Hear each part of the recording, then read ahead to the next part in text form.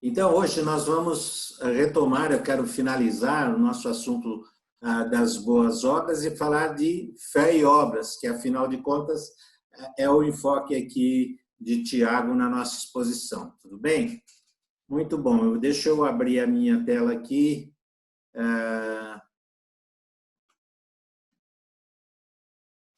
Espero que vocês estejam... Todo mundo está vendo a tela, me ouvindo, tranquilo? Bom, ninguém reclamou, eu não estou ouvindo ninguém, os microfones estão desligados. Eu espero que sim. O Flávio me acompanha aí, ok. Muito bem, amados, vamos só fazer uma breve recapitulação do que nós já falamos, na verdade, nas duas últimas aulas, só para a gente refrescar, para continuar nosso assunto. Nós falamos que não existe méritos nas boas obras para salvação. Ninguém consegue fazer uma obra capaz de se salvar com essa obra. Nós falamos também de descrentes bons e que esses descrentes que fazem coisas boas precisam do evangelho, tá certo? O princípio também, e nós vamos ver isso hoje muito nesse texto que nós vamos estudar, quem for de Deus se aproxima de Deus. E hoje nós temos um exemplo concreto dessa aproximação aqui e vai complementar bem essa informação.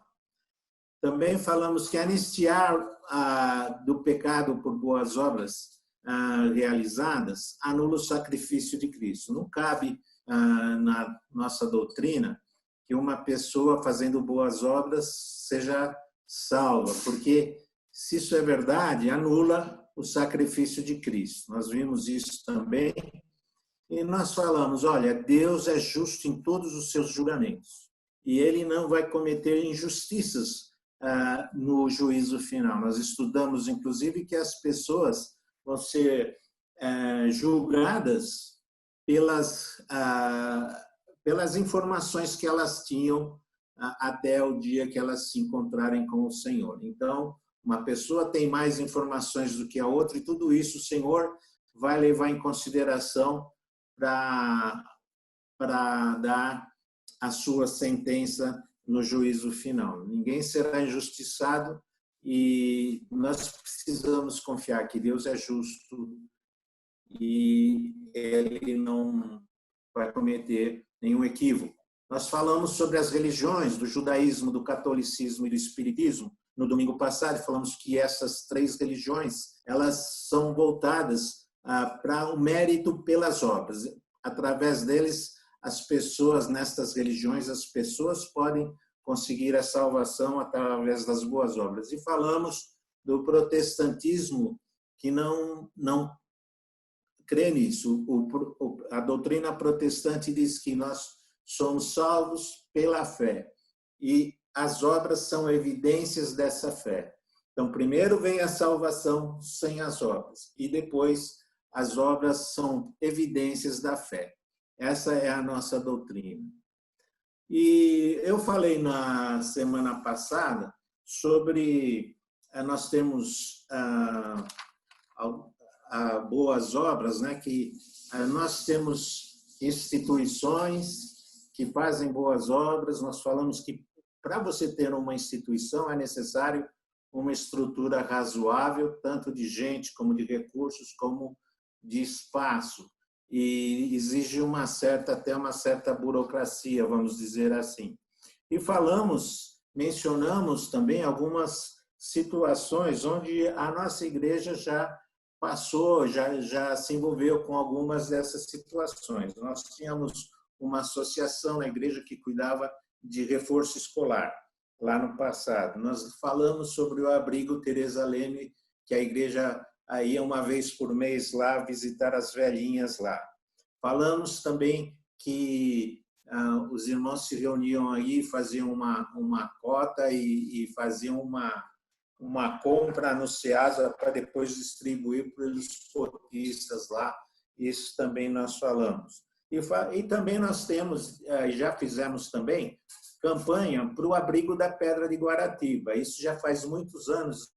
nós fizemos isso com os adolescentes. Eu acho que quem era adolescente naquela época era o Tony, o Gerson, a Neide, a Vanita, o Genilson. Então, faz um pouquinho de tempo. Eles eram adolescentes, né?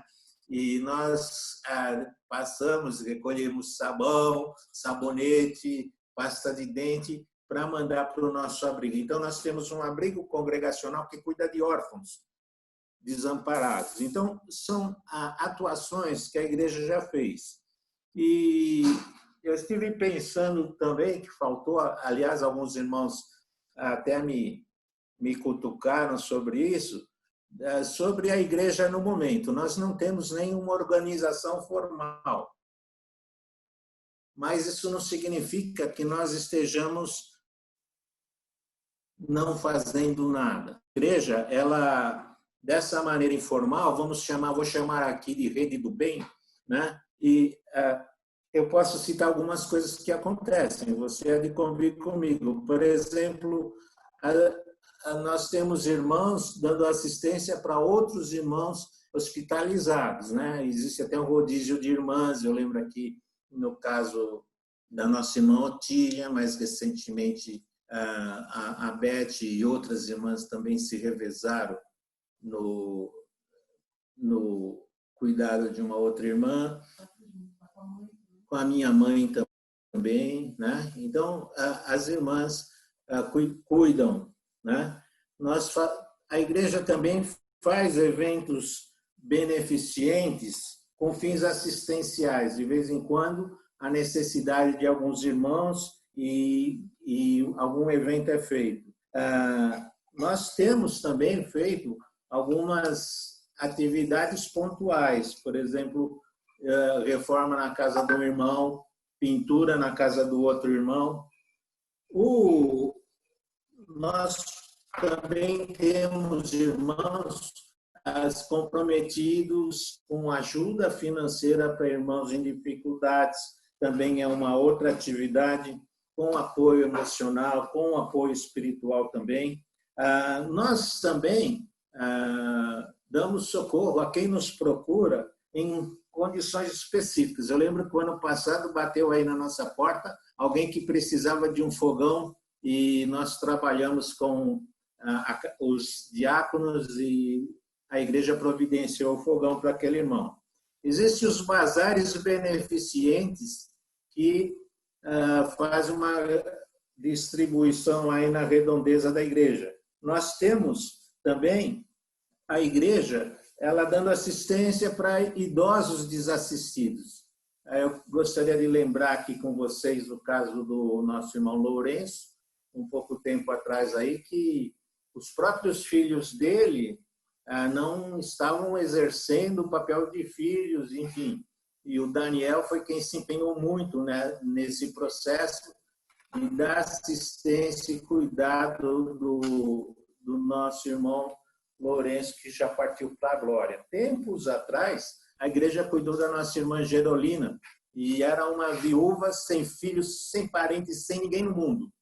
E a família dela era a igreja. Ela não tinha para onde ir, ela trabalhava de empregada doméstica, um certo momento ela não tinha para onde ir, e ela estava totalmente desamparada. A igreja construiu um quartinho, aí mais ou menos, ali no nosso quintal, onde tem hoje os banheiros. Ali tinha um quartinho, e ali se tornou a casa da nossa irmã Gerolina até o dia que ela partiu para o Senhor também. Nós podemos falar também de pessoas, de viciados que nós tivemos contato e a igreja tentou responder e procurar levar essas pessoas para instituições. Um tempo atrás nós fizemos alguma atividade como sopão e foi esporádico, mas aconteceu. E quando fazemos também algum movimento para apoiar missionários e ajudá-los em situações, necessidades específicas. Existem muitos irmãos que são socorridos e atendidos por outros irmãos de uma maneira pessoal, que não é divulgada e que nós não temos situação e conhecimento disso.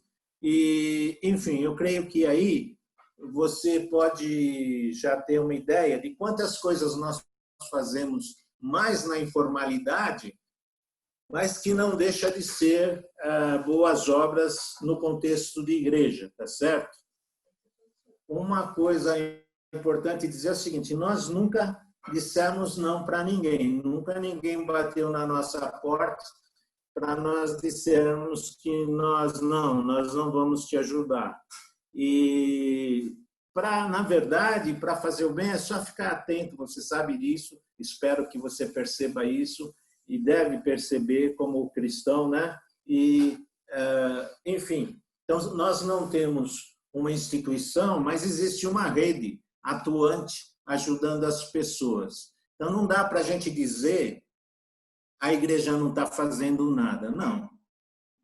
A igreja não tem uma instituição. Talvez se tivesse uma instituição, nós deveríamos carregar muitos recursos para a instituição e essa rede aqui que nós estamos fazendo talvez fosse afetada, por isso não daria para responder da mesma maneira, tá certo? Então, existe sim boas obras na igreja e numa amplitude boa. E como nós estamos vendo, e já vimos e vamos ver hoje, as boas obras, elas são de cunho pessoal, né? Nós não precisamos que alguém diga para nós o que nós temos que fazer, mas a Bíblia fala de cada um, as boas obras de cada um. Então, nós temos que ter dentro de nós essa responsabilidade de fazermos boas obras, independente de que isto seja um programa da igreja, tá certo? Então, queria fazer esse ponto, queria deixar claro que existe sim, ainda que na informalidade, as boas obras da igreja. Muito bem. Isso nós falamos, e na aula passada nós começamos a falar da natureza das boas obras. Nós temos uma definição, nós demos aqui a definição de Efésios, porque somos criação de Deus, realizada em Cristo Jesus, para fazermos boas obras, as quais Deus preparou de antemão para que nós as praticássemos. Então, aqui, nessa definição de boas obras, eu destaquei para vocês: as boas obras são realizadas por cristãos devotos, as boas obras são aceitas por Deus porque elas são propostas do próprio Deus, e as boas obras atendem um plano divino que é o reino de Deus. Esses três elementos compõem o que seja uma boa obra. Nós falamos também do lugar das boas obras na vida cristã.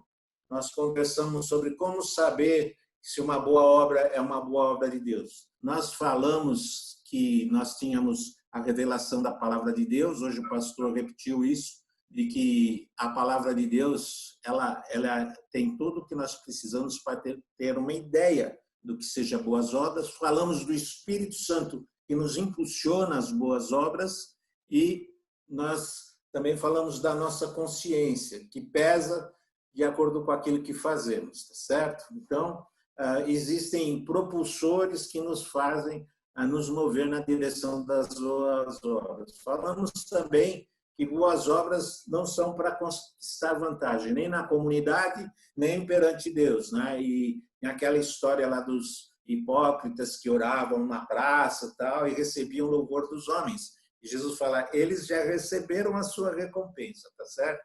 Então, não é para conquistar um lugar de destaque que a gente faz boas obras. E por que, então, nós fazemos boas obras? Nós listamos que por gratidão, devoção, temor, obediência, são motivos mais do que suficientes para realizarmos as obras de Deus. Falamos que não existe uma tabela de pontuação do que vale mais do que vale menos. E não existe uma tabela que esgote as possibilidades das boas obras. Elas estão espalhadas em toda a Bíblia e elas são mais uma ideia ampla do que seja uma boa obra, do que uma lista, uma tabela de atividades. E falamos da obediência ativa. Nós falamos que nós temos que ser obedientes a Deus e temos que ser ativos nessa obediência. Então, Nós paramos aí na aula passada. Eu vou seguir daqui, vou acrescentar aqui mais um ponto a esse quadro que eu estou mostrando para vocês, para terminar esse lugar das boas obras na vida cristã.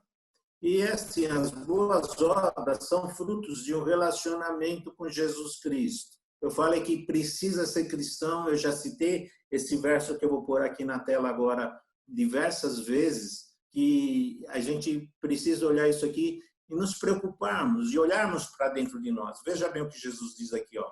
Nem todo aquele que diz Senhor, Senhor, entrará no reino dos céus, mas apenas aquele que faz a vontade de meu Pai que está no céu. Muitos dirão naquele dia, Senhor, Senhor, não profetizamos nós em teu nome? Em teu nome não expulsamos demônios e não realizamos muitos milagres? Então, eu lhes direi claramente, nunca os conheci. Afastem-se de mim vocês que praticam o mal. Esse verso aqui, ele é provocativo ao máximo, né? Porque estas pessoas com certeza eram religiosas, né? E praticavam coisas que nós entendemos que são boas obras de Deus, né? Expulsavam demônios, realizavam muitos milagres, mas Jesus fala, nunca os conheci, afastem-se. Então, o fato de ser religioso não coloca a pessoa na aceitação de Deus, mesmo que ela faça obras religiosas. Talvez essas pessoas, algumas pessoas foram beneficiadas por elas, porque receberam o exorcismo, porque receberam a cura. Mas Deus atuou, e Deus atua tanto no crente como no descrente. Mas o que Jesus está falando aqui, eu nunca os conheci. Jesus usou essas pessoas e fez alguma coisa boa, mas ele não conhecia essas pessoas. Talvez Jesus tivesse o plano de atuar na vida dos que receberam as benesses aqui, mas essas pessoas não são conhecidas do Senhor.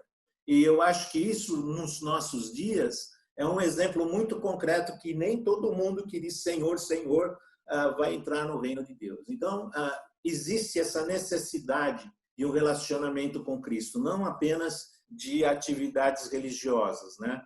E é surpreendente a gente ler esse verso de Jesus, mas é impressionante como ele tem essa noção muito clara e quer nos passar essa noção muito clara, tá bem?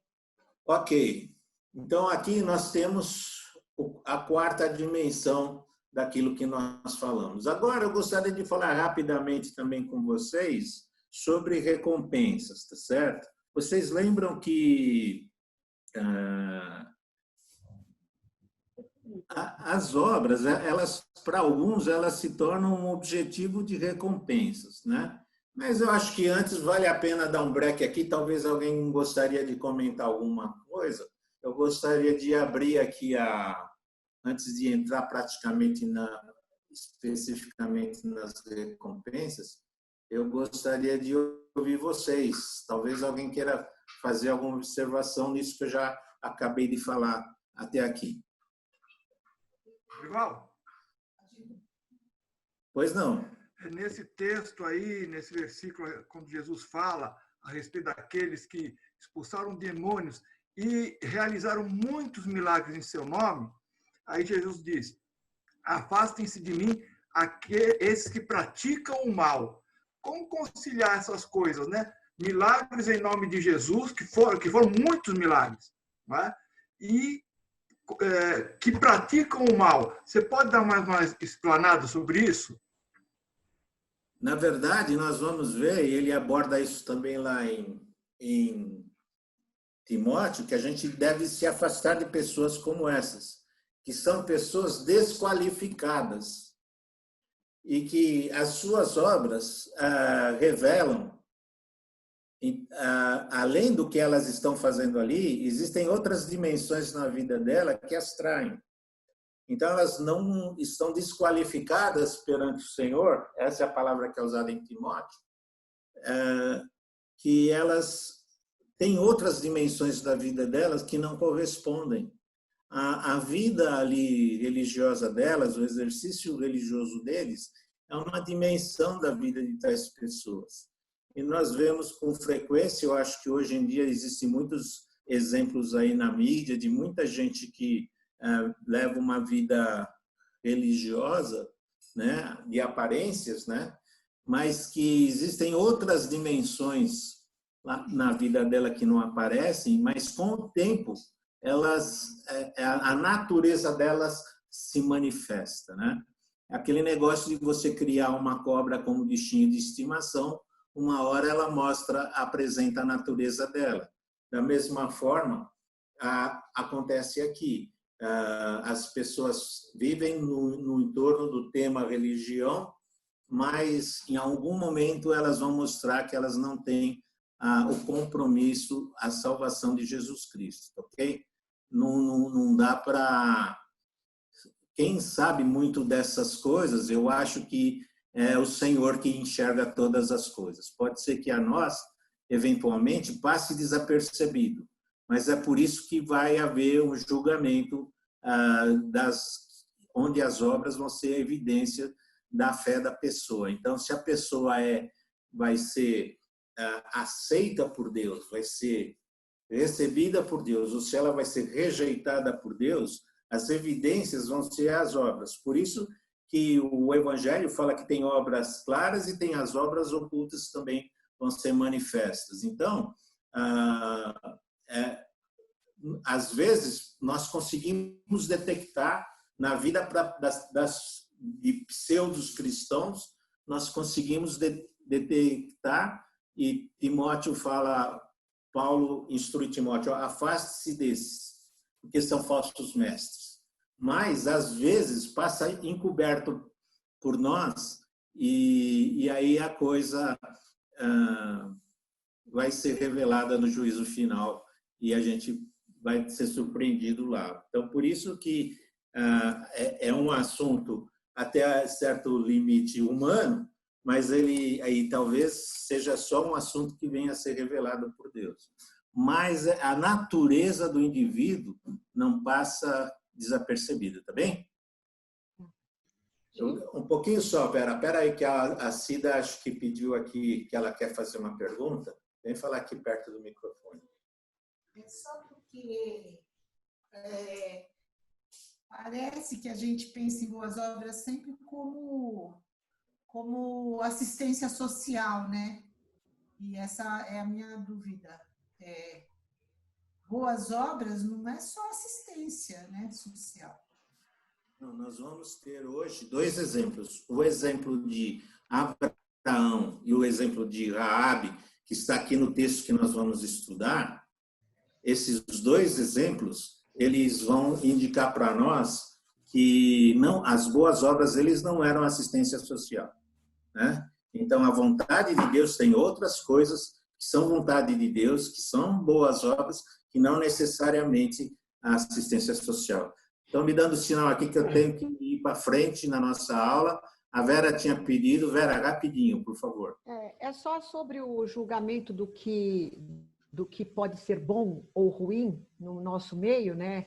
Mesmo pessoas que estão exercendo, expulsando demônios, ou fazendo isso, fazendo aquilo, fazendo boas obras, não cabe a nós, né? A palavra de Deus diz que não cabe a nós o julgamento disso. Esse julgamento cabe ao Senhor. Ontem eu estava lendo em Eclesiastes, capítulo 12, verso 14, diz: pois Deus trará a julgamento tudo o que foi feito, inclusive tudo o que está escondido, seja bom, seja mal. Então, o julgamento é do Senhor, né? Isso. Eu vou comentar isso daqui um minutinho, quando falar do Tribunal de Cristo, que muitas vezes, eu acho que até indevidamente, a gente transformou o Tribunal do Cristo um lugar de retribuição de recompensas. Mas me parece que o trecho fica claro que não é apenas recompensa, mas eu acho que ele fala segundo o bem ou mal, mesmo no tribunal de Cristo, segundo o bem ou mal que cada um praticar. Então, nesse sentido, é que eu quero dizer para vocês que a gente tem que, talvez, rever, né, a nossa posição, vamos dizer assim, tá bem? Eu retomo já esse assunto e você tem que estar repleta de razão nisso daí, tá bom? Vamos retomar aqui, então. Eu vou pedir para vocês que a gente voltar aqui no texto que eu quero revelar aqui com vocês, só que eu ainda estou apanhando um pouco aqui, me dá um segundinho aqui, que eu estou apanhando ainda um pouco aqui na...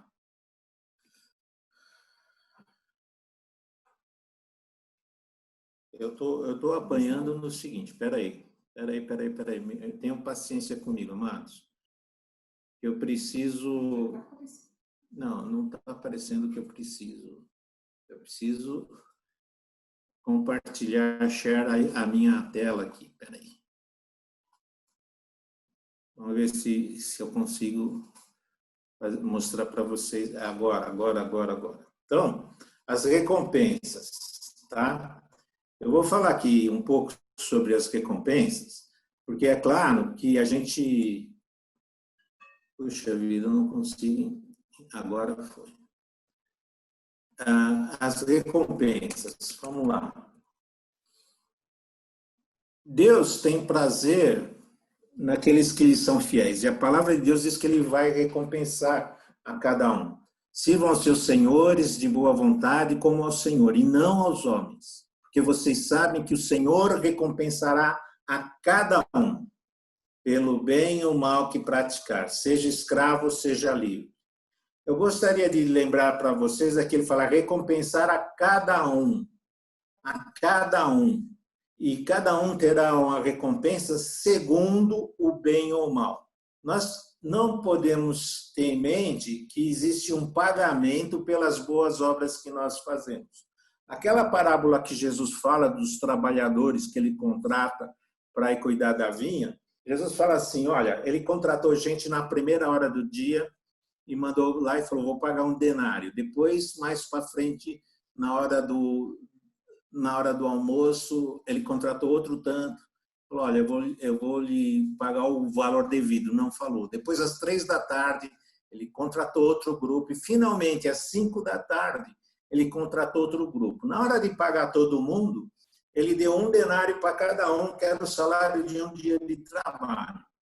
E o pessoal que começou de manhã começou a reclamar de Jesus contando, né, do dono da vinha, começou a reclamar, poxa, não é justo, eu trabalhei desde manhã, fiquei exposto no sol todo esse tempo, esse cara chegou às 17h, está recebendo o mesmo pagamento, e o que Jesus falou?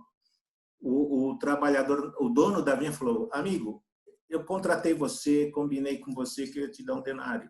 Eu estou te devendo alguma coisa que nós não combinamos? Se eu quero dar um denário para aquele que chegou às 17h para trabalhar na minha vinha, esse é um problema meu, o dinheiro é meu, eu não te devo satisfação. E isso nos ensina aqui sobre as recompensas. Deus não paga de volta. Deus não tem obrigação de pagar de volta pelas obras que nós fazemos. As obras que nós fazemos, elas são recompensadas por Deus, nenhuma delas deixa de receber recompensa, contudo, ele não tem obrigação de pagar mais ou pagar menos, de dar mais ou dar menos. A palavra de Deus diz que Deus vai ser muito generoso, mas que não existe obrigatoriedade dele nos retribuir as boas obras, tá certo? Então, Deus tem prazer, sim, naqueles que são fiéis. Depois, há recompensas para aqueles que sofrem embates no mundo, né? Veja essa passagem de Jesus. Bem-aventurados serão quando vocês, por minha causa, quando, por minha causa, os insultarem, perseguirem, levantarem todo tipo de calúnia contra vocês. Alegrem-se e regozijem-se, porque é grande a recompensa de vocês nos céus. Pois, da mesma forma, perseguiram os profetas que viveram antes de vocês. Então, grande é a recompensa. Então, quem sofreu, ou quem sofre ainda hoje, quem abre mão da sua vida normal para ter uma vida consagrada e dedicada a Deus, não vai ficar sem recompensa, não. E a recompensa, ela é personalizada. Assim como ele fala de cada um, veja bem, eu plantei, diz Paulo, eu plantei e Apolo regou. Mas Deus é quem fazia o crescer, de modo que nem o que planta, nem o que rega são alguma coisa, mas unicamente Deus que efetua o crescimento. O que planta e o que rega tem o mesmo propósito, e cada um será recompensado de acordo com o seu próprio trabalho, pois nós somos cooperadores de Deus. Vocês são lavoura de Deus e edifício de Deus. Então, Paulo está falando dele e de Apolo. Apolo era um pregador itinerante. E vocês lembram que Priscila e Áquila levaram ele para casa para informá-los melhor sobre a doutrina de Jesus. Mas era um bom pregador e Paulo reconhece. E a igreja tinha Apolo em alta reputação. Mas ele fala, olha, eu plantei, o Apolo regou, era uma outra atividade. E cada um será recompensado, eu pus até em vermelho, de acordo com o seu próprio trabalho. Então, eu não tenho que me espelhar no trabalho do meu irmão para fazer uma boa obra e nem esperar que o outro irmão me diga o que eu tenho que fazer ou que ele desenvolva um projeto para eu me envolver nele. Não. Pelo contrário, eu vou ser responsável pelo meu próprio trabalho, pela minha própria obra, certo? Então, talvez quando a gente começa na vida cristã, faça sentido a gente se encostar perto do meu irmão mais experiente e aprender com ele o que fazer, como fazer. Mas chega uma hora que nós temos que ser emancipados e temos que ter essa noção. Eu não vou ser julgado pelo que Paulo fez, nem pelo que Apolo fez, mas eu vou ser julgado pelo meu próprio trabalho. Aí existe a minha responsabilidade diante de Deus, certo? Aqui ainda Jesus falou, e se alguém der mesmo que seja um copo de água fria, um destes pequeninos, porque ele é meu discípulo, eu lhes asseguro que não perderá a sua recompensa. Ainda que seja um copo de água, ainda que seja uma ajuda. O que informa é que aqui esse versículo, que o copo de água é dado ao discípulo de Jesus. Implica que a pessoa que está dando o copo de água está dando porque aquele é um discípulo de Jesus. A pessoa que deu o copo de água, ela conhecia Jesus. E em reconhecimento à pessoa de Jesus, ela ajuda aquele discípulo, que nesse contexto, os pequeninos aqui são os apóstolos, e essa pessoa não perde a recompensa, por menor que seja a atividade. Nós não somos convocados só para fazer grandes coisas, mas aquilo que nós somos dados por Deus para fazer, nós temos que prestar contas disso como mordomos. Então, a recompensa existe, ela está ali, por menor que seja o que seja feito, ela vai ser reconhecida por Deus. Isso me soma em galardão, mas isso não me ajuda na minha salvação, tá certo? Então, nós temos o descrente, que faz uma coisa boa, ele não tem comunhão com Jesus. Nós acabamos de ver que Jesus fala, parte-se de mim, eu não vos conheço. Então, ele é abençoado por Deus na graça comum, como todos os homens. O sol brilha sobre o justo e o injusto. Os alimentos e tudo que Deus dá é a bênção do dia a dia. Mas não há recompensa para a salvação do descrente, certo? Não adianta fazer uma obra para querer ser salvo. Então, também existem as renúncias que vão ser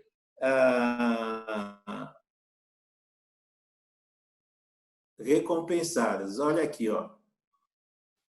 Pedro disse, nós deixamos tudo o que tínhamos para seguir-te.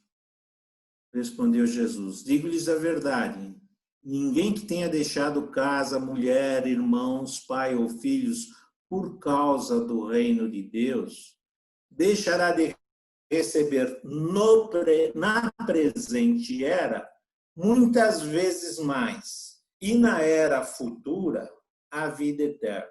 Então, em resposta a Pedro falou que eles tinham deixado tudo para seguir Jesus, Jesus dá essa resposta aqui. Olha, quem deixou alguém na família por causa do reino de Deus, né? Ele não vai deixar de receber na presente, então ele já começa sendo abençoado nessa presente era, e ele vai ser também abençoado na era futura, tá certo? Então, existe a recompensa é para cada um, e as recompensas, as renúncias que nós fizermos serão reconhecidas. Então, quando nós virmos um missionário, por exemplo, que abre mão para ir para outro lugar e se distancia de todo mundo e se sacrifica, a recompensa dele está guardada. Com certeza, não vai ser ignorado a renúncia que ele fez por amor a Jesus, certo? Então, assim é que a gente deve reconhecer e ver os obreiros, tá certo? E também temos que pensar que as renúncias, elas são diferenciadas, tá certo? Então, veja aqui, as obras serão testadas para revelarem sua qualidade e recompensa. Se alguém constrói sobre alicerce usando ouro, prata, pedras preciosas, madeira, feno ou palha, sua obra será mostrada, porque o dia atrará a luz, pois será revelada pelo fogo, que provará a qualidade da obra de cada um. Olha o cada um de novo aqui. Se provará a qualidade da obra de cada um. Se o que alguém construiu permanecer, esse receberá recompensa. Ops! Então, nem tudo tem recompensa? Pelo que ele está dizendo aqui, nem tudo tem recompensa, porque vai passar pelo fogo e muita coisa vai ser destruída, a madeira, o feno, a palha, e o ouro, a prata vão ser purificados. Quer dizer, você pode ter uma obra que ainda seja mesclada, lá não seja totalmente pura, totalmente, vai ser depurada. É isso que o apóstolo Paulo está falando aqui, que e será a qualidade da obra de cada um. Então, nós precisamos nos envolver em coisas que tenham valor para Deus. Nós precisamos ter essa consciência. E se alguém construiu permanecer, ele vai receber recompensa, tá certo? Agora, acho que sobre recompensa eu já dei uma ideia razoável para vocês. Eu gostaria de falar do Tribunal de Cristo. Já falamos muito, mas, de novo, os cristãos serão julgados pelo Senhor com respeito ao quê? Com respeito à sua mordomia dos talentos, dons, oportunidades e responsabilidades durante o curso da sua vida. Olha, eu pus aqui uma porção de trechos, e todos os trechos falam do bem e do mal. Ele nunca fala da retribuição só do bem. E nós, na igreja evangélica, particularmente há muito tempo, nós ouvimos dizer que o crente vai ter o tribunal de Cristo como o julgamento só para receber o galardão. Mas a leitura desses trechos que eu coloquei aqui fala que nós vamos receber segundo o bem ou mal. Então, nós precisamos saber que no tribunal de Cristo nós vamos ouvir de Cristo as oportunidades que nós perdemos, as coisas que nós deixamos de fazer. E nós somos responsáveis por elas, nós precisamos nos sentir responsáveis por elas, tá certo?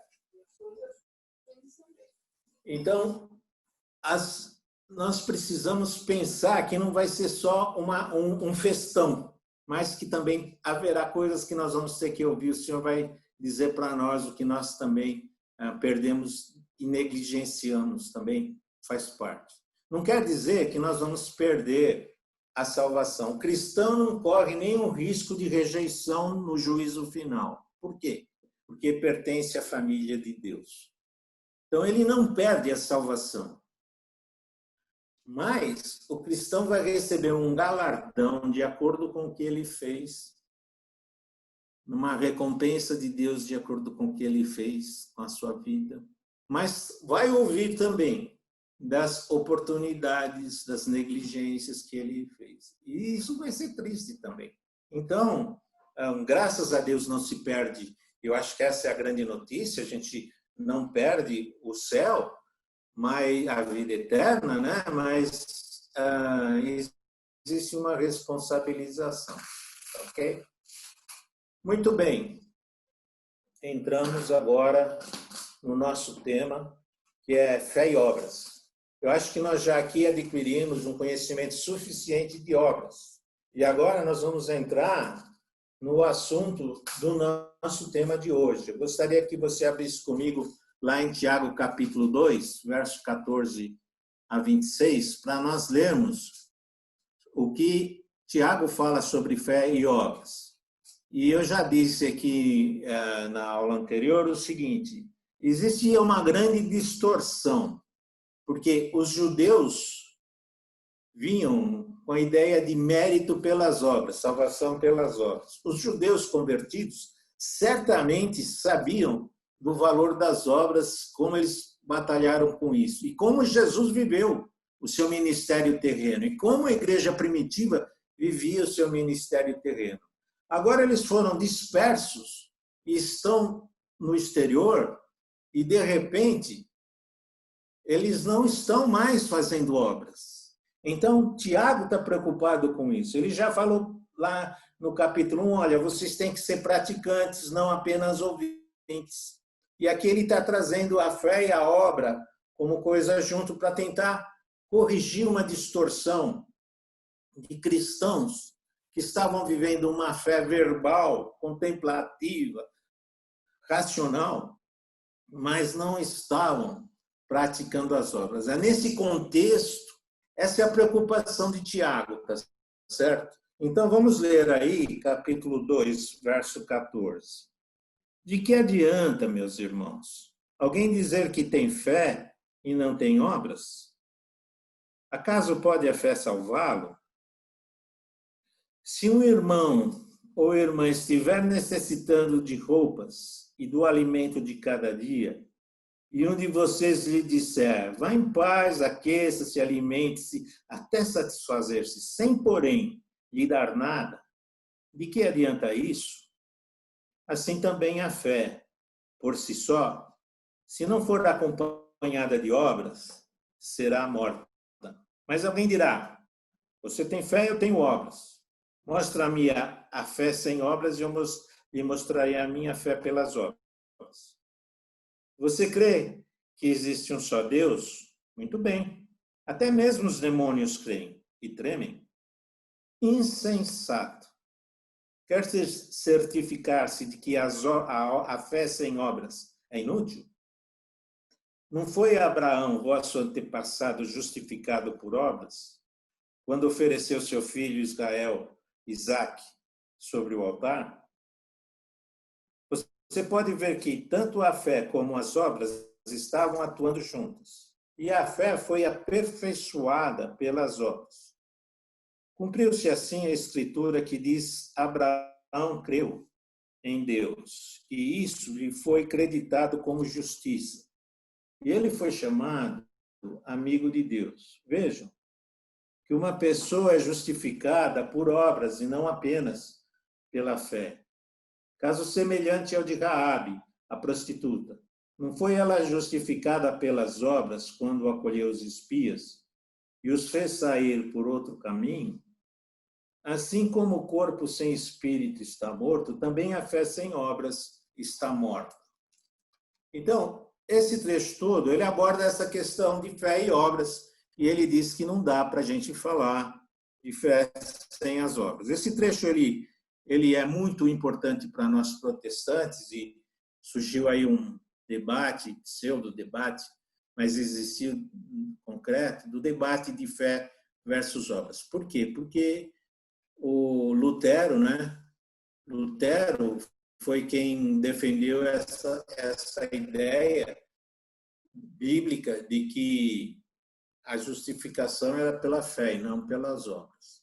E baseado em Paulo. Vou mostrar já já o texto para vocês. Então, no contexto que Lutero vivia, Lutero era um frei, tinha um problema de consciência muito pesado. Ele fazia muitas e muitas penitências, a ponto de preocupar os supervisores lá, os orientadores dele, no monastério que ele servia, até o ponto que ele pedia penitências, porque ele não conseguia aplacar a angústia da alma dele. Até que um dia, um dos tutores dele recomendou que ele fizesse leitura das cartas de Paulo. E ele começou pela ordem. A primeira carta que apareceu foi Romanos. E a primeira carta de Romanos, no primeiro capítulo, ele fala: o justo viverá pela fé. E deu um estalo no coração de Lutero, e ele ficou entusiasmado. Ele falou: é isso, eu estou tentando fazer penitência, pagar penitência, e a minha culpa não aplaca, é porque é pela fé, não é pela obra. Então, a partir daí, ele começou, e ele não tinha pretensão de fazer outra igreja, ele começou a questionar as suas lideranças, e a ponto de pregar as 95 teses na porta da Catedral de Wittenberg, e falou: olha, eu desafio qualquer indivíduo a contradizer essas 95 teses que estavam embasadas na Bíblia. A igreja se sentiu ofendida e teve muito debate teológico em cima disso e excomungaram o Lutero. Só a partir daí, ele decidiu que ele ia continuar servindo o Senhor, abrindo uma outra igreja, né, com princípios que ele considerava mais bíblicos. E a toque de caixa da Reforma Protestante era a salvação pela fé e não pelas obras. Lembre-se que eu falei da igreja na Idade Média, que fazia um grande movimento de arrecadação de dinheiro porque ela estava endividada. E era o combate de Lutero, a ótica de Lutero, era rebater esse desvio da igreja, não é?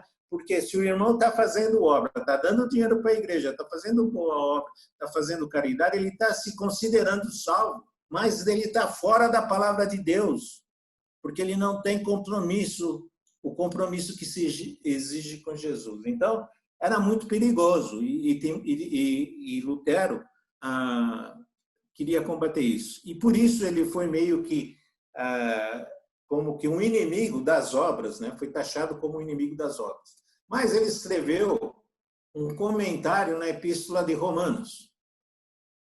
E ele começou a comentar Romanos na língua vernacular dele, que era o alemão da época, né?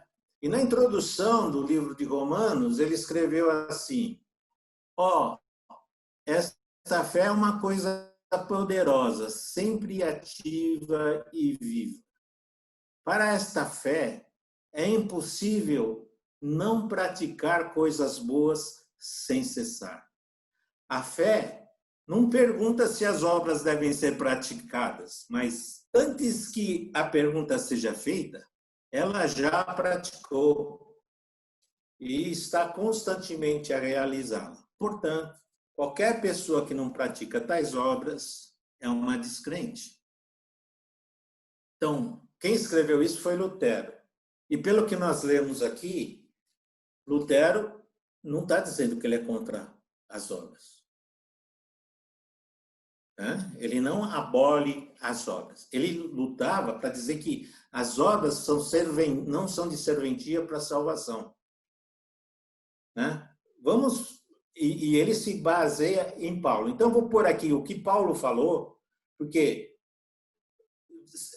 o debate vai para a Bíblia, né? E começa a se falar: não, Paulo era a favor da salvação pela fé e Tiago era a favor da salvação pelas obras. Eu quero mostrar para você que Paulo não era contra a salvação pela fé e ele não ignorava, ele não desconsiderava o valor das obras. Assim como Tiago, que está insistindo aqui no nosso texto o valor das obras, ele também não ignorava a importância da fé. Então, veja essas passagens de Paulo que fala sobre a fé e depois a fé e as obras. Eu pus 2 textos que falam sobre a salvação pela fé e depois 2 textos em que Paulo fala da importância das obras. Aqui nessa tela, olha só. Efésios 2, 8 e 9. São salvos pela graça, por meio da fé. É dom de Deus, não por obras, para que ninguém se glorie. Então você é salvo pela graça, por meio da fé, e não é por obras. É isso que Paulo estava combatendo o legalismo, a salvação pelas obras lá do judaísmo, né? Lembra dos fariseus? Não era por obras. Paulo é muito taxativo. A salvação veio por meio da fé. Ele também fala em Romanos 3, 28, pois sustentamos que o homem é justificado é absolvido, né? Pela fé, independentemente da obediência à lei. Então, é pela fé, não é pela lei. Isso me chama muito, faz me lembrar muito o ladrão da cruz, né? O ladrão da cruz que confessou a fé em Jesus ali, não teve tempo de fazer nenhuma obra ali, né? Apesar que o próprio testemunho dele na cruz se torna uma obra que ele nem consciência tem. Então, esses 2 versos falam que não é por questão de obras que praticamos que nós vamos conseguir ser justificados perante Deus. Mas Paulo fala sobre, nos próximos 2 versos, sobre a importância das obras.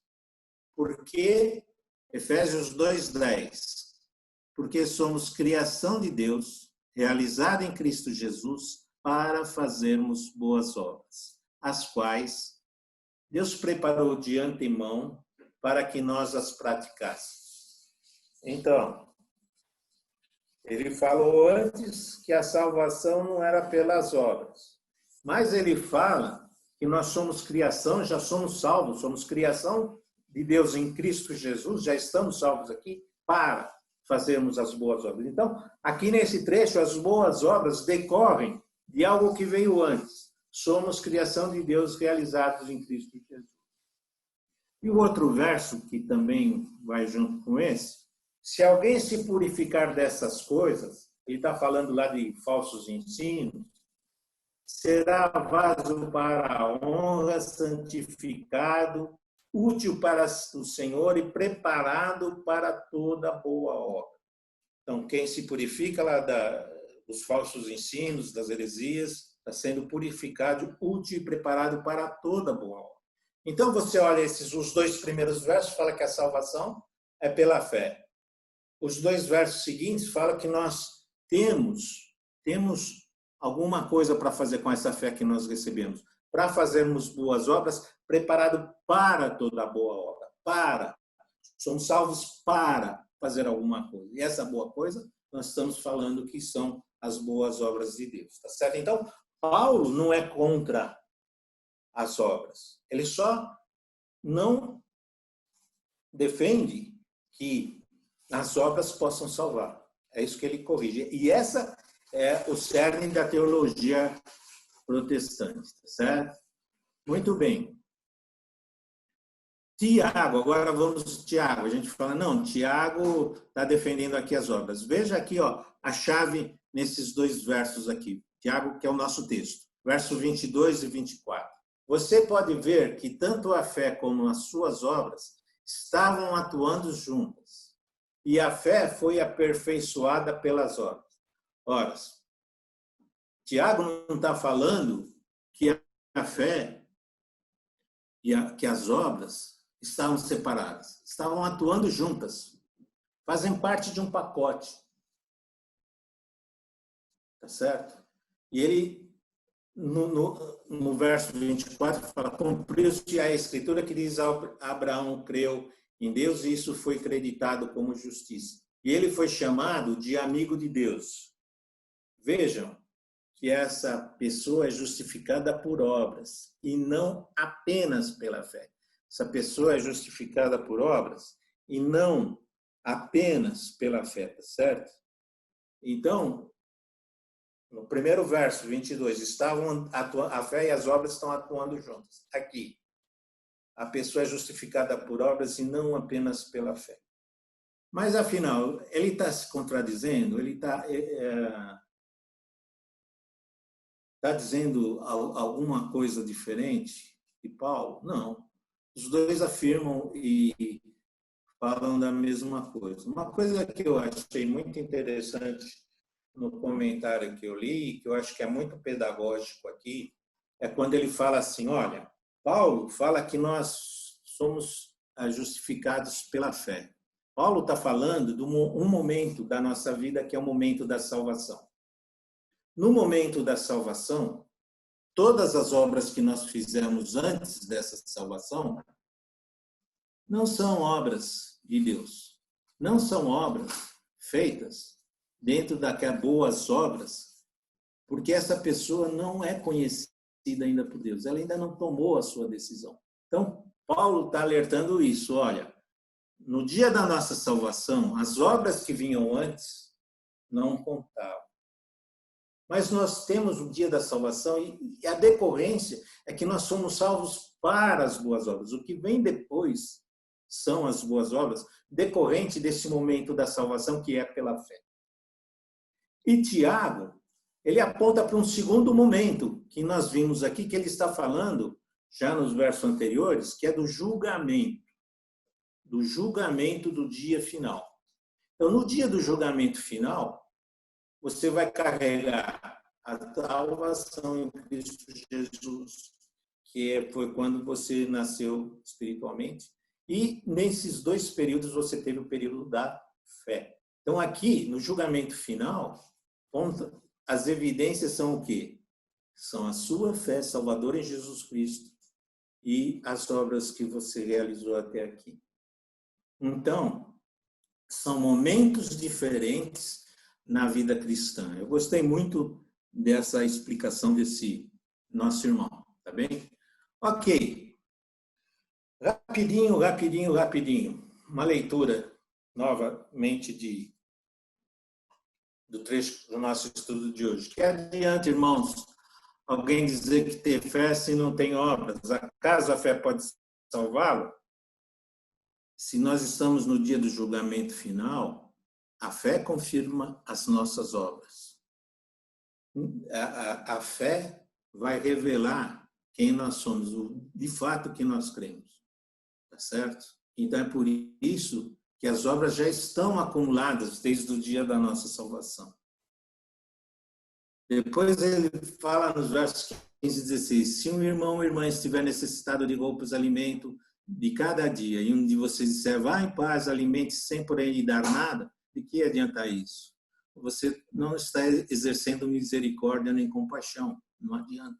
Então é necessário que você tenha obras para mostrar, para confirmar, você tem que estar consciente. A lei do reino é o quê? Amar a Deus, amar ao próximo.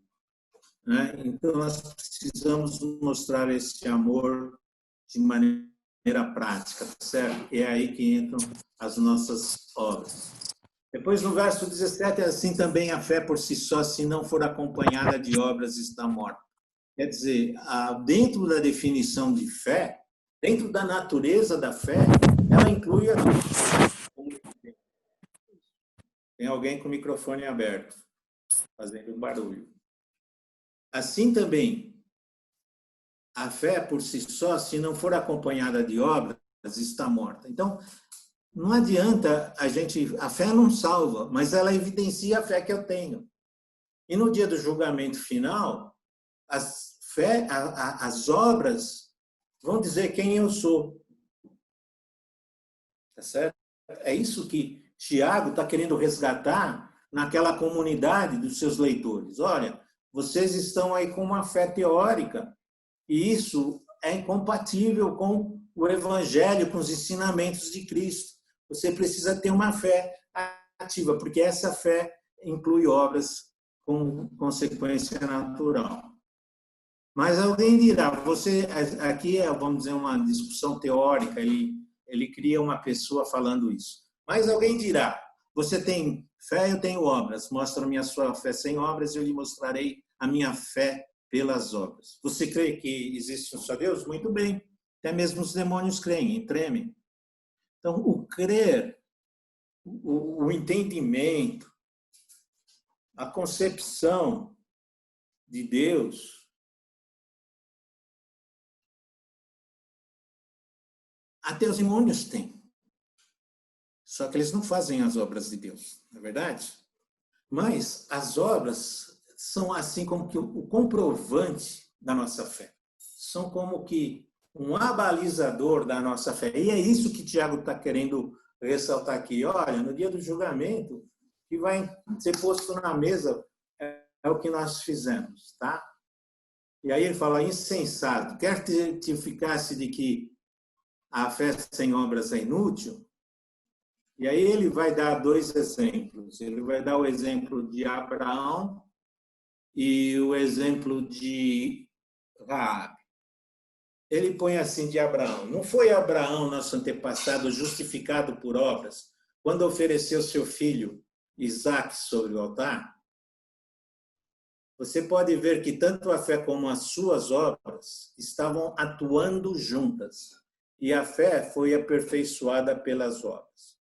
Cumpriu-se assim a escritura que diz: Abraão creu em Deus. Isso lhe foi creditado por justiça. E ele foi chamado amigo de Deus. Vejam que uma pessoa é justificada por obras e não apenas por fé. Abraão, o pai da fé. Abraão creu em Deus e isso lhe foi creditado por justiça. Se você pega lá no Gênesis, Abraão creu em Deus e isso lhe foi creditado por justiça, está registrado em Gênesis capítulo 15, verso 6. Lá essas palavras que estão aqui estão registradas lá. Esse foi o momento que Abraão creu. Mas Isaque, ele entra na narrativa de Gênesis lá no capítulo 22. Então, no capítulo 22, o quase sacrifício de Isaque aconteceu em função da fé que ele tinha em Deus. Então, Abraão é uma pessoa apresentada na Bíblia, o patriarca lá, com nem tudo que ele fazia era elogiável. Ele dava umas mancadas de vez em quando, né? O tratamento que ele deu lá para Agar não foi bom. Ele mandar Sara mentir lá junto ao rei Abimeleque não foi uma coisa também certa. Mas na hora que chega lá no fim, o que Tiago está falando, no dia que ele chega lá, diante do juízo de Deus, Tiago está dizendo assim, ele vai pôr na mesa, ele tem na mesa, não é ele que vai pôr, mas ele tem na mesa a seu favor aquele episódio que ele quase sacrificou Isaque. Isso está dizendo aqui, Tiago, isso é o que justifica a fé de Abraão. Tá certo? Abraão tinha uma fé em Deus. E a fé se tornou prática no momento que Deus exigiu dele vá sacrificar Isaque. E ele vai, e ele coloca. Então ele tem isso a favor dele e depois ele também é elogiado por causa disso, né? Tá certo? Então Abraão é um exemplo. O que ele está querendo juntar as duas coisas aqui? Ele quer juntar o Abraão que creu em Deus e o Abraão que foi até as últimas consequências lá para o sacrifício de Isaque em obediência. As duas coisas estavam juntas, eram um pacote só, não dá para desligar. É isso que ele está querendo fazer. E o outro exemplo que ele dá, além desse aqui, é o de Raabe, né? Raabe, ela era uma prostituta, ela era uma meretriz, né? E ele está dizendo que ela foi também justificada pelas obras, né?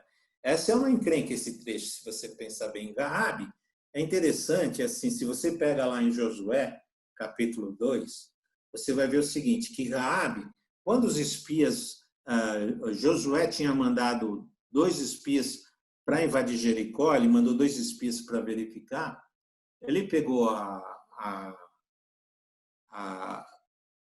eles foram até a casa da Raabe, e a Raabe falou, olha, as nações ao redor dizem isso, isso, isso do seu Deus.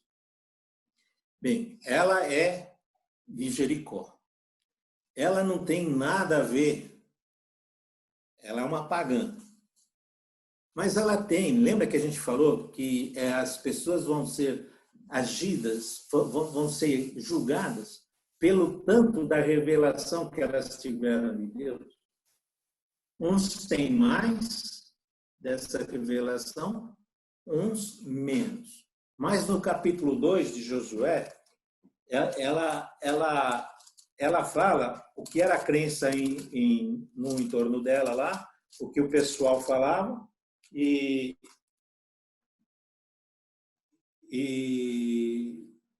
ela age de acordo. Deixa eu ver se eu acho aqui para vocês o trecho, quer ver?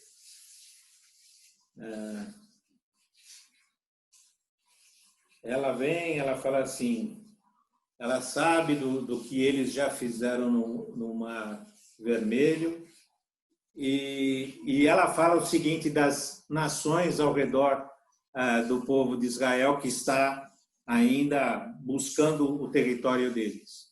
Ela diz assim, que os vizinhos ali, circunscrito ali perto do acampamento de Israel, perderam a coragem, pois o Senhor, o seu Deus, é Deus em cima nos céus e embaixo na terra.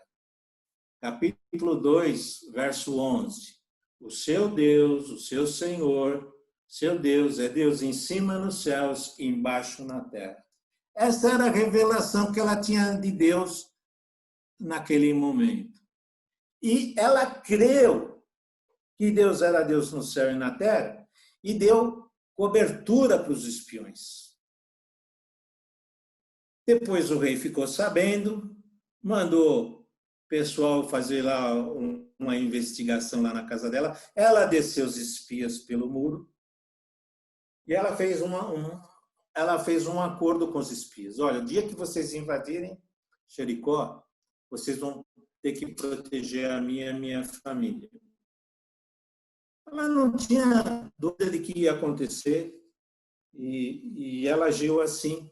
Você sabe que por causa disso, lá no capítulo 11 de Hebreus, que fala dos heróis da fé, Raabe é citada lá, 11:31 de Hebreus, e que depois, veja bem, quando teve a invasão, os espias, os judeus tiraram ela para fora de Jericó, para não destruí-la junto com o povo de Jericó, e não levaram ela para o acampamento. Ela ficou numa área fora, separada do acampamento de Israel. Por quê? Porque ela era uma meretriz. E ela poderia comprometer a pureza, a santidade do acampamento que estava numa guerra santa. E ela ficou colocada do lado de fora. Depois, no capítulo 6, ela ficou fora, depois eles vão, vencem, derrotam Jericó e tudo se estabelece. Mas, dali para frente, ela começou a seguir a Deus. E no capítulo 6, no verso 25, diz assim, Raabe vive entre os israelitas até hoje. Então, ela era uma meretriz, ela tinha uma revelação mais limitada, ela creu naquela revelação que Deus é Deus dos céus e Deus da terra, ela acolheu os espias, ela desceu os espias pelo muro, eles pouparam a vida dela, colocaram ela fora do acampamento de Israel, mas a conversão dela foi trazendo ela para dentro de Israel. E ela era a mãe, sabe de quem? Ela foi mãe de Boaz. Lembra de Boaz, o marido de Ruth? Aquele que era tido como justo? A Raabe era a mãe dele. Significa que houve uma mudança na vida de Raabe. E a Raabe, até os dias de hoje, vive entre os israelitas. Ou seja, ela foi admitida dentro do povo de Deus. E ela está lá na genealogia de Jesus também. E por isso ela é citada em Hebreus 11:31 como exemplo de fé. Então, o que ele está dizendo aqui? Que ela foi justificada pelas obras? Que ela creu. Primeiro ela creu. Deus é Deus nos céus e Deus na terra. Aí ela fez uma obra. Muito bem. Tiago está falando do dia do julgamento final. O que vai ser colocado na presença de Deus. Não é a Raabe que vai colocar. É Deus que tem todos os livros dos nossos atos. Ele vai ter isso que vai dar essa justificação de Raabe, que ela fez essa obra pela fé que ela teve em Deus. Senão ela teria entregue aos espias, tá certo? Ok. Assim como o corpo sem espírito está morto, também a fé sem obras está morta. Então nós precisamos entender que tem essa ligação da fé com as obras. A minha fé me põe em aliança com o Senhor Jesus, mas ela não para aí. Eu sou chamado para praticar boas obras. A extensão da fé, a demonstração dessa fé, a evidência dessa fé salvífica no mérito da única obra de Jesus é as boas obras de Deus que eu sou chamado a praticar. Então, eu coloquei aqui uma expressão, um resumo, dizendo assim: não serão as palavras em nossa defesa que nos justificarão no dia do juízo final, mas as obras que falarão sobre a nossa fé. Então não é o que eu vou chegar lá na presença de Cristo, na presença de Deus. Não, eu fiz isso, eu fiz aquilo. Não. Ele vai olhar a nossa história e vai ver ali o que nós fizemos. Essas obras vão falar da nossa fé. Qual que é a nossa fé? Tá certo? Então, essa é a preocupação de Tiago nesse trecho aqui. Ele não está falando de ter, ele está combatendo uma fé sem obras, uma fé teórica, uma fé sem atividade, e ele está dizendo que a fé e a obra andam juntas, elas são o mesmo pacote, tá certo? Que a fé ela justifica, a nossa fé é justificada pelo que nós fazemos. É o que nós fazemos, o que nós cremos, tá certo? Muito bem, amados. Eu vou interromper aqui e quero ver se alguém tem alguma contestação. Pastor Girval, tenho algumas perguntas. A Sueli, ela queria fazer uma pergunta. Eu não sei se com a explicação depois o pessoal mantém as perguntas. E o Celso também fez uma pergunta no chat. Se você quiser ler, ou que eu leia para você, ou os próprios Celso quiser ler, tá bom? Então, primeiro a Sueli, se ela ainda quiser fazer a pergunta. Depois o Celso e depois os demais irmãos que tiverem alguma consideração, tá bom? Na verdade, eu queria só fazer um comentário com relação ao que o Cássio perguntou sobre aquele texto de Mateus, né? Quando Jesus fala, né? E a pessoa fala, Senhor, Senhor, né? Expulsei demônios e tal. E o Cássio questionou assim, que depois lá no final Jesus fala, né? Eu não te conheço, né? Afasta-se de mim, você que fez o mal. A questão ali, eu vejo que, assim, a pessoa disse que fez aquilo. O texto não diz que a pessoa expulsou demônio em nome de Jesus. A pessoa disse que a pessoa disse isso. Eu não creio que seja coerente a gente acreditar que alguém que Jesus disse, afaste-se de mim, que eu não te conheço, Deus tenha usado para curar demônios, para fazer coisas no nome dele. A gente vê também que tem aqueles textos que fala que alguns se revestirão de anjos, né, para enganar as pessoas. Então, a meu ver, aquele texto, ele está se referindo a uma pessoa que usou o nome de Deus, que usou o nome de Jesus para fazer as coisas, que isso pode ter acontecido, a gente não sabe com o poder de quem, mas eu não quero acreditar que aquilo ali naquele texto está dizendo que foi com o poder de Jesus, porque eu acho que aí as coisas ficam um pouco fora do que a Bíblia ensina para a gente. Era só esse comentário que eu queria fazer. Que fique claro, também não disse que foi feito no poder de Jesus. Né? O que eu quero dizer também é o seguinte: Jesus, os discípulos chegaram para Jesus e disseram que algumas pessoas estavam expulsando demônios em nome de Jesus. A resposta de Jesus para os discípulos foi: quem não é contra nós é por nós. Ele não entrou no mérito, Ele não entrou no mérito. Então, a evidência, eu acho que é assim. Jesus fala, eu nunca conheci vocês. Você tem razão quando você fala que o diabo também faz obras de mentira. E tem muito. O ponto ali daquele trecho, para mim, ele fala, eu não vos conheci. Então, é claro que Jesus... mas Jesus não refuta, Jesus não entra no mérito da discussão. Eles estão reclamando com Jesus que eles têm um direito, porque eles fizeram essas coisas. Jesus fala, eu nunca conheci. Jesus não discute com eles se eles têm direito, se eles fizeram ou não fizeram. Jesus é taxativo, eu nunca vos conheci, e não entra no mérito disso. Então, assim, nós não temos ali, né, nesse trecho pelo menos, evidência para dizer do que foi feito, como foi feito, né? Ali, eu acho que a ênfase é nessa união com Cristo que eles não tinham, né? Eles tinham uma vida religiosa, sim, tinham uma vida religiosa, mas o que eles fizeram sem a comunhão com Cristo não dá direito para eles entrar no céu. É assim que eu estou querendo entender aquele trecho, né? Agora, se eles fizeram ou não fizeram, eu acho que o texto ele não deixa isso claro. Assim, você acha que foram por demônios, eu respeito. Mas digamos assim, o texto não está... esse trecho não está deixando isso claro para nós. Então,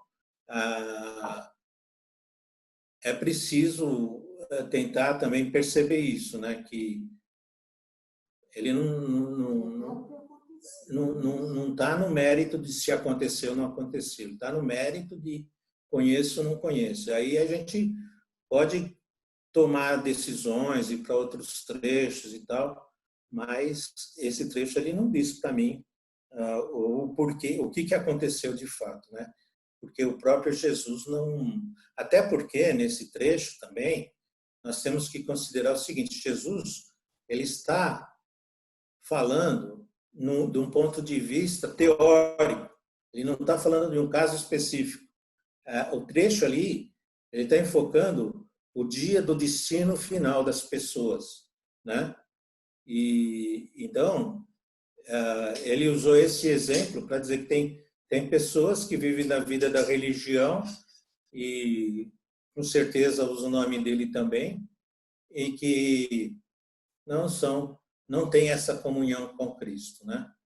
Eu acho que isso é um trecho extremamente relevante para nós aqui no dia de hoje. Mas a sua colocação também pode ser uma interpretação válida. Também eu não tenho nenhuma objeção, nenhuma limitação a ela. Só não vou dizer com toda a assertividade que foi isso que Jesus estava querendo dizer, porque não está claro. Às vezes, um trecho da palavra de Deus, ele nos traz um foco, ele não abrange todos os leques possíveis numa única presença, num único pronunciamento, né? Então, esse trecho não está assim. Eu posso deduzir, mas não posso dizer que era o que Jesus estava dizendo. É nesse sentido que eu vou ficar preso aqui à minha colocação. Eu não entendi, Gival, assim, o que você colocou como exemplo, eu entendi, está perfeito. Eu também não estou questionando isso, mas assim, a pergunta do Cássio, quando ele fez a pergunta, me veio a entender isso, essa dubiedade, né? Como é que alguém curou em nome de Jesus? Como é que fez tudo isso? Jesus falou, você fez o... Assim, acho que não tem nada a ver com a tua aula, mas com a pergunta que o Cássio fez dentro do exemplo, né? Então, nesse sentido só que eu quis fazer o comentário. Eu não sei se o Cássio quer falar alguma coisa, Cássio. A gente pode ir aí. Justamente, né, essa confusão que causa, né? Porque se eles estão dizendo, né, que em seu nome expulsamos demônios e fizemos milagres, né? Aí eu me recordo daquilo, né, daquele outro trecho da palavra que diz que até os escolhidos podem ser enganados por essas obras. Você vai na fé ou na procura, né, de Deus, de Jesus, e vê pessoas realizando obras em nome de Jesus, aí pode ocorrer justamente desvirtuar aquilo que realmente é obra do Senhor em nome de Jesus, né? Que hoje a gente vê muitas seitas aí, neopentecostais, realizando obras, e aí a gente fica, realmente Deus está presente?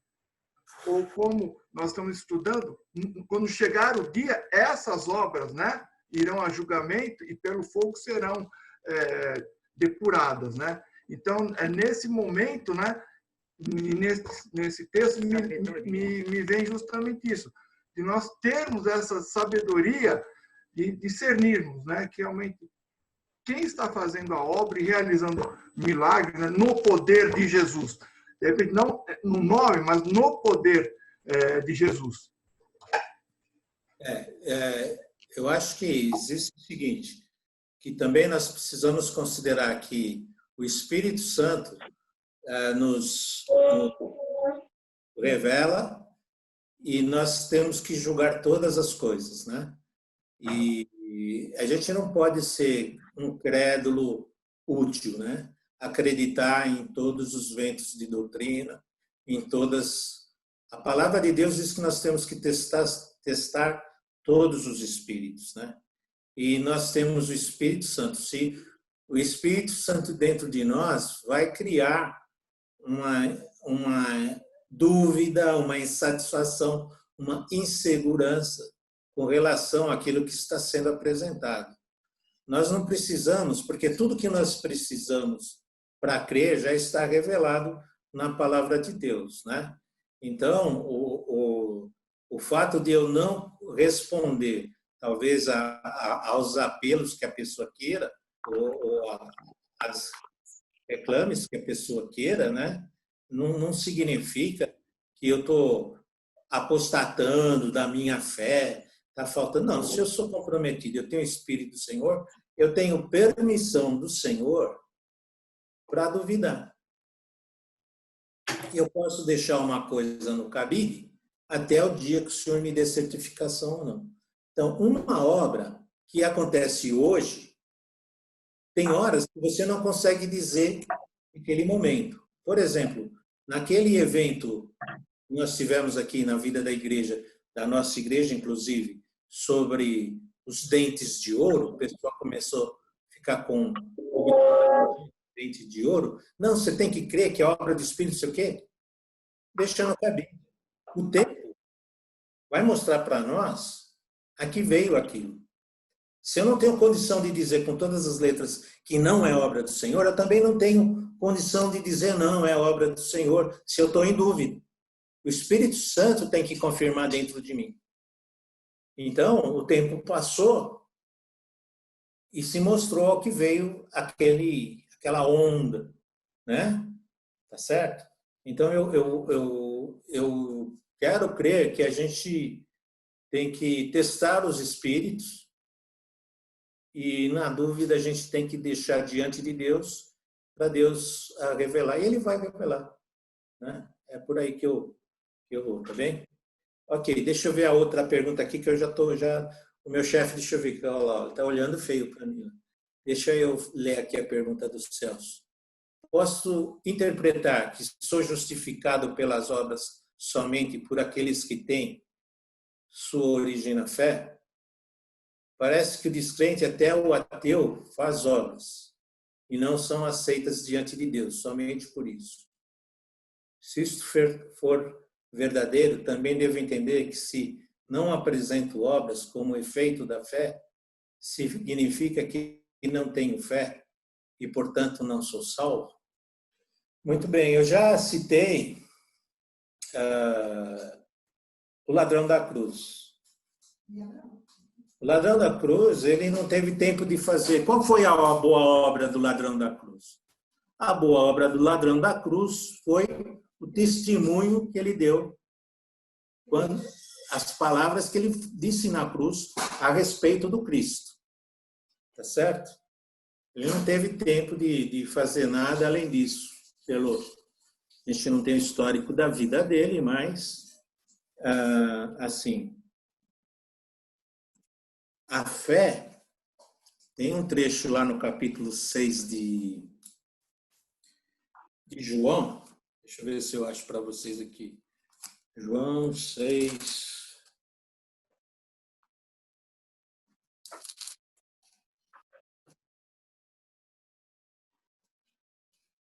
João 6.